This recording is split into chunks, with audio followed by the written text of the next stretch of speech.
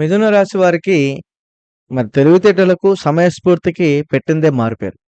కానీ ప్రస్తుతం మీరు ఎదుర్కొంటున్నటువంటి పరిస్థితులు అడవిలో వెన్నెలలాగా మీ కష్టాన్ని ఎవరు గుర్తించలేని విధంగా ఉంది.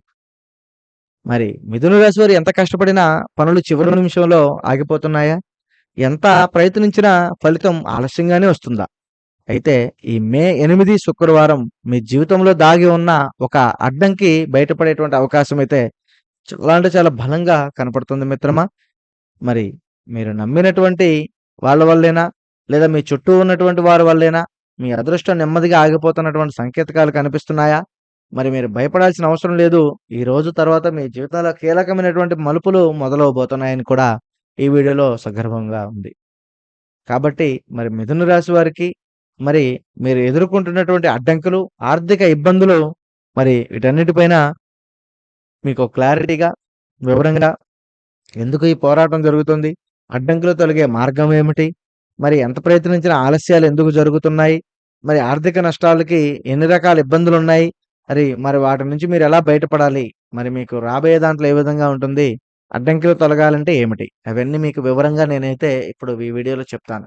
కాబట్టి కొంచెం వివరంగా, కొంచెం ప్రశాంతంగా ఏ పనులున్నా కొద్దిగా పక్కన పెట్టి ఒక్క 10 నిమిషాలు మీరు ఈ పనులైతే ఈ వీడియోనైతే క్లారిటీగా అయితే చూడండి. అప్పుడే నేను మీకేం చెప్తున్నానో క్లియర్‌గా అర్థమవుతుంది. మరి మిథున రాశి అంటేనే ఎప్పుడూ కూడా మిథున రాశి వారికి అధిపతి బుధుడు. మీరు చాలా వేగంగా నిర్ణయాలు తీసుకుంటారు. అది వాస్తవమే. అందరికి తెలిసిందే. కానీ అదే సమయంలో మీ మనసు 2గా చీలిపోతుంది. మరి వేగంగా నిర్ణయాలు తీసుకునే వాళ్ళకి ఒకే నిర్ణయం మీద వెళ్ళాలి. మరి 2గా ఎందుకు చీలుతుంది? అది మీరు అర్థం చేసుకోవాలి. నిజాయితీ ఏంటంటే మిత్రమా, మీరు చేసే పనిలో 100% నిజాయితీగా ఉంటారు. కానీ ఎదుటివారు మిమ్మల్ని తక్కువ అంచనా వేయడం, లేదా మీ కష్టానికి వాళ్ళు ఖాతాలు వేసుకోవడం, మీ వల్ల నిరాశగా గురవుతున్నారు. మీరు వాళ్ళ వల్ల నిరాశ అవుతున్నారు. రెండోది మీకుండేటువంటిది సున్నితమైనటువంటి మనసు. బయటకు ధైర్యంగా కనిపించినా, లోపల చిన్న చిన్న విషయాలకే మానసిక ఒత్తిడనేది లోనవుతూ ఉంటారు. ఆ మానసిక ఒత్తిడి పడడం వల్లనే ఇబ్బందులు. మరి ఇప్పుడు ఎంత ప్రయత్నం చేసినా ఆలస్యాలు ఎందుకవుతున్నాయి అనేది ఇప్పుడు మీకు చెప్తాను. ప్రతి ఒక్క మానవ జీవితంలో లాభ నష్టాలు, కష్ట సుఖాలు సహజం. మరి మీ జాతక ప్రకారం, మీ జ్యోతిష్య శాస్త్రం ప్రకారం చూస్తే మీ జీవితంలో ప్రస్తుతం అడ్డంకులకి రావడానికి ప్రధాన కారణాలైతే ఒక 2 ఉన్నాయి. అవేమిటో ఇప్పుడు చెప్తాను. ఒకటి గ్రహ గతులైతే, రెండోది నమ్మక ద్రోహం. ముందుగా గ్రహ గతులు ఎలా ఉన్నాయో చెప్తాను. ప్రస్తుతానికి మనకి ఏది మంచి జరగాలన్నా, ఏది చెడు జరగాలన్నా, ఏది మనకి అనుకూలంగా జరగాలన్నా శని ప్రభావం మన పైన ఎక్కువగా ఉంటుంది. మరి ఈ శని భగవానుడు మనకి కొంత ప్రతికూలంగా ఉండటం వలన కూడా పనులు చివరి నిమిషంలో ఆగిపోతున్నాయని కూడా మీరు గమనించాలి. శని ప్రభావం మన మన గ్రహాల మీద లేదు కదా! మన రాశి మీద లేదు కదా! అని మీరు అనుకోవద్దు. కానీ ఈ యొక్క శని ప్రభావం అనేది మీ మీద ఉంది. దానివల్లనే మీ ముద్ద నోటికి అందడం లేదు. వచ్చినటువంటి ముద్ద నోటికి అందకుండా పోవడానికి కారణం ఇదే. మరి ముఖ్యంగా ఇది మీ యొక్క గ్రహగతుల వలన, ఈ యొక్క శని భగవానుడి వలనే కొద్దిగా మీకు నష్టాలైతే కొద్దిగా వ్యతిరేకాలు ఉన్నట్టుగా కనిపిస్తూ ఉంటుంది. ఇక రెండోదొస్తే నమ్మక ద్రోహం. మీరు అతిగా నమ్మే వ్యక్తులే. మంచిదే. నమ్మొచ్చు. నమ్మకం అనేది ఎవరైనా మనకి దేవుడు పెట్టినటువంటి వరం. మరి ఎవరినైనా నమ్మడం మానవ సహజం. కానీ మీ ఎదుగుదలకు అడ్డుపడుతున్నారని, మరి అదే నమ్మే వ్యక్తులే మీ ఎదుగుదలకు అడ్డుపడుతున్నారని మీరెప్పుడైనా గమనించారా?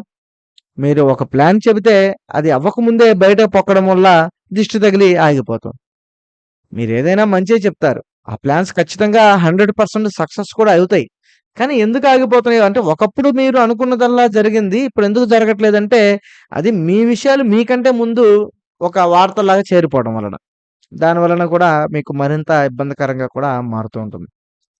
ఇక మూడోది మనం జూస్తే చాలా మందికుండేదే ఆర్థిక నష్టాలు. కానీ అందులో మీకు మరీ ఎక్కువగా ఉంది. ఇందులో మీకు 5 రకాల ఇబ్బందులున్నాయి ఈ ఆర్థిక నష్టాల్లోనే. ముఖ్యంగా పెట్టుబడుల నష్టం, స్టాక్ మార్కెట్ లేదా వ్యాపారాల్లో వేసినటువంటి అంచనాలు తలకిందులవ్వడం. ఇది మీకు ముఖ్యంగా మొదటిది. రెండవది అనవసరపు ఖర్చులు. ఇది రెండవదైనా మీకు టాప్‌లో ఉంటుంది. అంటే డబ్బు రాగానే ఏదో ఒక రూపంలో మీకు ఖర్చయిపోతుంది. తెలియకుండానే ఖర్చు పెట్టేస్తుంటారు. కొంతమందికి ఆరోగ్యపరంగా, లేదా ఏదన్నా రిపేర్‌లో లేదా ఏదన్నా వస్తువు కొనుక్కోవడమో, అలాగా ఏదో దేనికో దానికి పెట్టేస్తుంటారు. లేదా ఎవడన్నా అడగంగానే ఇచ్చేస్తూ ఉంటారు. ఇక మూడోదొచ్చేపాటికి మొండి బాకీలు. మీరు ఎవరికైనా సాయం చేస్తే ఆ డబ్బు అస్సలు తిరిగి రాదు. మీరు డబ్బిచ్చారా తిరుపతి హుండీలేసొచ్చినట్లే. జాగ్రత్త పడాలి. మరి డబ్బు విషయంలో ఎప్పుడూ కూడా జాగ్రత్తగుంటేనే మీకు మరింత ఉపయోగకరంగా కూడా మారుతుంది మిత్రమా. అది మెయిన్ విషయం. ఇక వృత్తిలో ఆటంకాలు. మీరు కష్టపడతారు. కానీ మీ కష్టానికి తగ్గ ప్రతిఫలం రావట్ల. మీరు కష్టపడిన ప్రమోషన్ లేదా ఇంక్రిమెంట్‌ల విషయంలో మీకు అన్యాయం జరుగుతుంటుంది. మీకంటే వేరే వాళ్ళకెళ్ళిపోతుంది. మీకంటే చేతకానోళ్ళకి, మీకంటే ఇందుకు పనికిరానోళ్ళకి, మీకంటే ఏక్కి, తొక్కి తేడా తెలియనోడికి కూడా మంచి స్థితిలోకి, మంచి పరిస్థితిలోకి వెళ్తున్నారు. కానీ మీరు వినలేకపోతున్నారు. ఇదంతా మీ పైన ఉన్నటువంటి దృష్టి, మీ పైన ఉన్నటువంటి పక్షపాతం.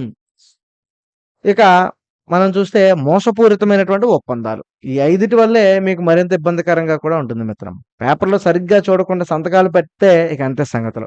దానివల్ల మీ ఆర్థిక ఇబ్బందులే కాదు మిత్రమా, మీ జీవితమే తలకిందులైపోతుంది. అది మెయిన్ పాయింట్‌గా చూసుకోవాలి మీరైతే. కాబట్టి ఈ ఆర్థిక నష్టంలోనే చాలా మందికి తెలియకుండా అనవసరపు ఖర్చులు, మొండి బాకీలు, పెట్టుబడి నష్టాలు, వృత్తిలో ఆటంకాలు, మోసపూరితమైనటువంటి ఒప్పందాలు. ఇవన్నీ మీరు జాగ్రత్తగా చూసుకుంటే మీకు మీ జీవితం మరింత ఉపయోగకరంగా కూడా ఉంటుందని నా ఉద్దేశం. మరి అలాగే ఈ మే నెలలోనే ముఖ్యంగా చూస్తే 8దో తారీఖు నుంచి గూడా మీకు ఆర్థికంగా కొంచెం విపరీతమైనటువంటి ఖర్చుల సూచనలు బలంగా కనపడుతున్నాయి. ఎవరికీ అప్పివ్వద్దు ముఖ్యంగా. ఇక ఆ ఆఫీస్ విషయాల్లో కూడా మీరు పని ఒత్తిడి పెరుగుతుంది. సహోద్యోగులతో కూడా వాదనలకు దిగేటువంటి అవకాశాలున్నాయి. అది మీకు చాలా నష్టాన్ని కలిగిస్తుంది. సో, జాగ్రత్త. మరి శుభవార్త ఏందంటే మిత్రమా, ఆగిపోయినటువంటి పని ఒకటి కదిలే సూచనైతే ఉంది. ఆ ఒక చిన్న శుభవార్తే మీ యొక్క మనసును మరింత ఊరటను గూడా ఇస్తుంది. కాబట్టి ఇన్ని అడ్డంకుల మధ్య ఒక శుభవార్త రావడం మంచిదే. కానీ మరి అడ్డంకులు మొత్తం పూర్తిగా తొలగిపోవాలి. ఇక మన లైఫు క్లీన్‌గా ఉండాలి, ప్రశాంతంగా ఉండాలంటే ఏం చేయాలి? అనేది ఇప్పుడు మీకు చెప్తాను. మీరు మానసిక ప్రశాంతత పొంది ఆర్థికంగా స్థిరపడాలంటే ఈ మార్పులు చేసుకోండి. మరి మౌనమే ఆయుధంగా ఉండాలి. మీ ప్లాన్స్ పూర్తయ్యే వరకు ఎవ్వరికీ చెప్పకండి. ఎందుకంటే మీ సక్సెస్‌ని మాత్రం ప్రపంచానికి తెలియాలి. మరి పూర్తయ్యే వరకు మాత్రమే. రెండోది పెద్దల సలహా కంపల్సరీ. నిర్ణయాలు తీసుకునేటప్పుడు అనుభవం ఉన్న వారితో సలహాలు తీసుకోండి. చాలామంది వీళ్ళు మాకేం చెప్తారులే అని అనుకుంటారు. కానీ పెద్దల సలహా పెద్దల మూట చద్దన్నం మూట అన్నారు దేనికో పెద్దలు మీరే అర్థం చేసుకోవాలి. ఎందుకంటే పెద్దలకి మనకు తెలియని విషయాలు వాళ్ళకి తెలుస్తాయి. వాళ్ళకి తెలియని విషయాలు నువ్వు కూడా చెప్పు తప్పులేదు. కానీ వాళ్ళ సలహా తీసుకోవడం మంచిది. సొంత నిర్ణయాలు తొందరపడకు. అస్సలు తొందరపడొద్దు.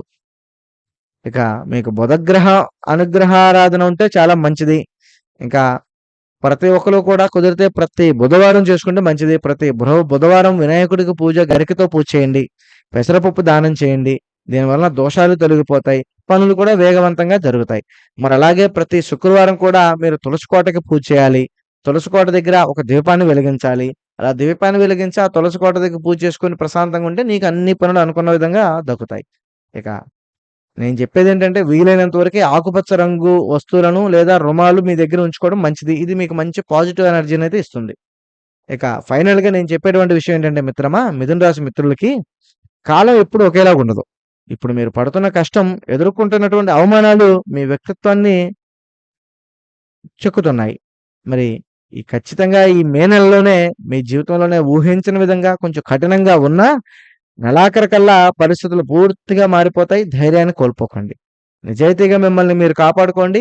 మీ జీవితం మరింత ఉపయోగకరంగా కూడా మారుతుంది. మరి ఈ వీడియో మీకు నచ్చితే దయచేసి లైక్ చేయండి, షేర్ చేయండి. మా ఛానెల్‌ని సబ్స్క్రైబ్ చేయడం మర్చిపోద్దు. మరో వీడియోతో మళ్ళీ కలుద్దాం. మీ బంధువులకు కూడా షేర్ చేయండి.